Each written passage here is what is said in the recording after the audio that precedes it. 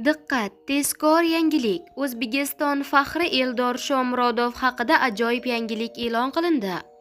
Videorolikni o'tkazib yubormasdan oxirigacha ko'ring.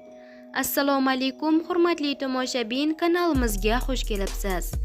Eng so'nggi va dolzarb xabarlardan birinchilardan bo'lib xabardor bo'lishni istasangiz, hoziroq kanalimizga obuna bo'lib, Eldor Shomurodovning muxlislari esa videorolikka bir dona like tugmachasini bosib qo'yishni unutmang.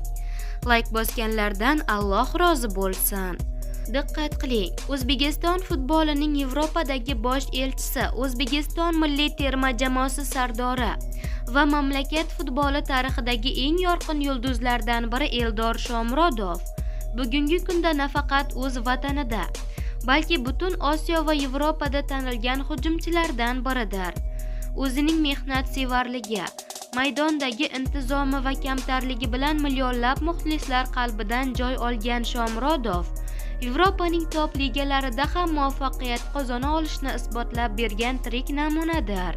Eldor Shomurodov Turkiya Superligasida mavsum to'p urarlaridan bo'ldi. O'zbekiston terma jamoasi a'zosi Eldor Shomurodov Turkiya Superligasida mavsumning eng yaxshi to'p urarlaridan biri bo'ldi. Mavsum davomida kechgan bahslarda o'zbekistonlik hujumchi Trabzonspor a'zosi Pol Onucho bilan bir xil miqdorda gol urishga erishdi. Eldor Shomurodov Başakşehir safida jami 22 ta gol hamda 5 ta assist muallifiga aylandi. Eldor Shomurodov O'zbekiston milliy terma jamoasining nafaqat sardori, balki uning haqiqiy yetakchisidir. U terma jamoa tarixidagi eng yaxshi to'p uror unvonini ham o'ziniki qilib bo'lgan va har bir o'yinda vatan sharafini munosib himoya qilib kelmoqda. Xulosa qilib aytadigan bo'lsak, Eldor Shomurodov shunchaki iqtidorli futbolchi emas. U o'z ortidan millionlab yoshlarni ergashtira olgan. O'zbek yoshlariga Yevropaning eng yuqori cho'qqilarini zabt etish mumkinligini ko'rsatgan haqiqiy qahramondir.